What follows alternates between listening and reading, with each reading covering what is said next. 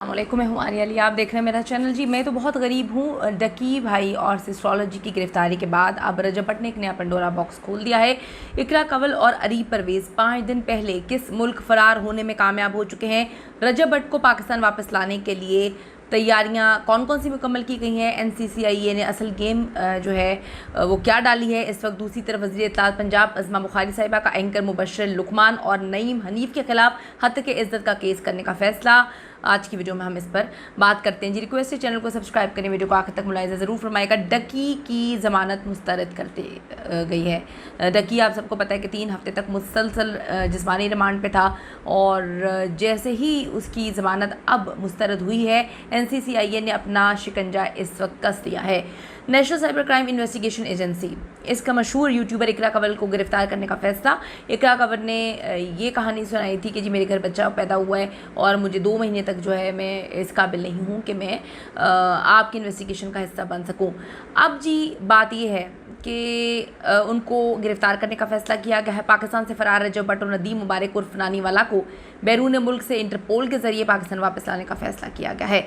डकी के बाद जुए की प्रमोशन में मुलविस यूट्यूबर्स और इन्फ्लुएंसर्स को बहुत अच्छे से अंदाज़ा हो चुका है इस वक्त के जो सरफराज चौधरी के तब्दील होने से भी कोई फ़र्क नहीं पड़ा। इनको लग रहा था कि सरफराज चौधरी जब इधर उधर उनको तब्दील कर दिया जाएगा तो शायद चीज़ें नरम हो जाएंगी, लेकिन ऐसा नहीं है। यहाँ तक कि रजब भट्ट को अपने आखिरी व्लॉग में ऐलान करना पड़ा कि मेरे पास तो नाश्ता करने के भी 15 से 20 पाउंड्स जो हैं नहीं हैं।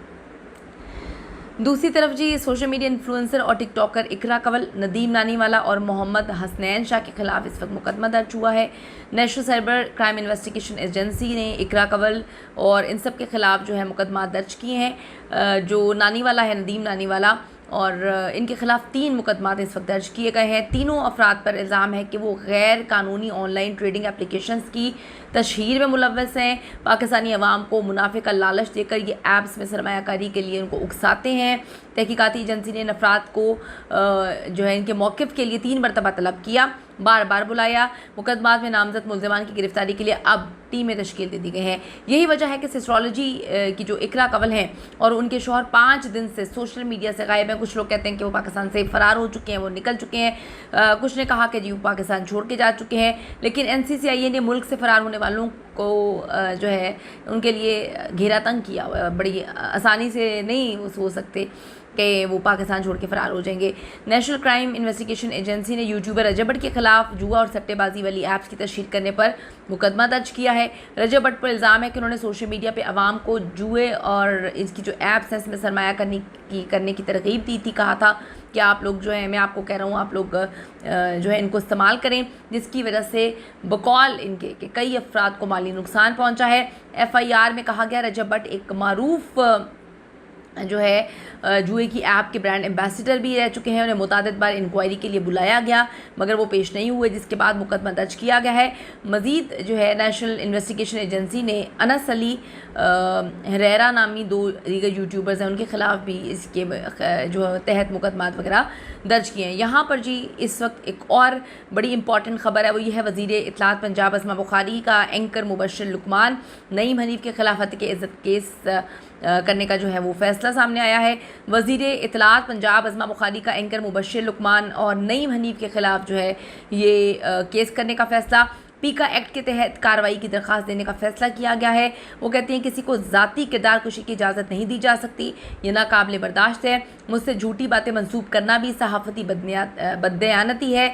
सहाफ़त के लबादे में छुपी काली भेड़ों का सहाफ़ी तंजीमों का बाइकाट करना होगा और ऐसे लोग प्रोफेशनल सहाफ़ियों के लिए नुकसानदेह हैं। तो जी अब ये फ़ैसला किया गया है कि इनके ख़िलाफ़ सख्त कार्रवाई की जाएगी। थोड़ा सा मैं आपको बताती चलूँ कि रजब भट्ट आप सबको पता है पाकिस्तान की आवाम की तो आन शान बान मोहब्बत करते हैं जी। पाकिस्तानी आवाम उनसे बहुत ज़्यादा, बहुत बेपनाह, और उनके घर जो है वो बच्चा हुआ है, बेटा पैदा हुआ है। व्लॉगिंग वगैरह सब कुछ चल रही है। उसके बाद इनके फैमिली मैटर्स भी इन लोगों ने सोशल मीडिया पे लेकर आए और वो भी एक गेम ही लग रही थी कि एक गेम के तहत ये सारी की सारी कहानी डाली गई है कि बीवी नाराज़ है और फिर ताकि बीवी को गिरफ़्तार ना किया जा सके, और फिर जब डिलीवरी होने लगी थी तो फिर ये सारे मामलात हुए। दूसरी तरफ एक और जो खातून है वो बहुत इल्ज़ाम लगा रही हैं, वो रोज़ पॉडकास्ट में बैठ के रजब भट्ट का नाम ले लेके उन पर इल्ज़ामात लगा रही हैं। इस पर भी रजब भट्ट जो है उनको काफ़ी बदनामी का सामना है, लेकिन कहते हैं कि बदनाम ना होंगे तो क्या नाम ना होगा। वो बड़े बड़े इल्ज़ाम लगाती हैं और बड़े बड़े खौफनाक थंबनेल्स होते हैं जब जिन पॉडकास्ट में वो जाती हैं कि इस्तेमाल कर लिया, इस तरह कर लिया, करैक्टर बड़ा ख़राब है, ऐसा है वैसा है। तो अब ये इल्ज़ाम तराशी हैं तो अल्लाह ही बेहतर जानता है कि कौन कैसा है कैसा नहीं है। लेकिन मैंने ये चीज़ देखी है कि जब किसी के ऊपर कोई बुरा वक्त चल रहा होता है या अल्लाह की तरफ से कोई आजमाइश होती है तो सारे लोग अपना हिस्सा डाल रहे होते हैं। यहाँ भी हिस्सा डल रहा है। कीमती राय ज़रूर दीजिएगा इस हवाले से। See you in the next video.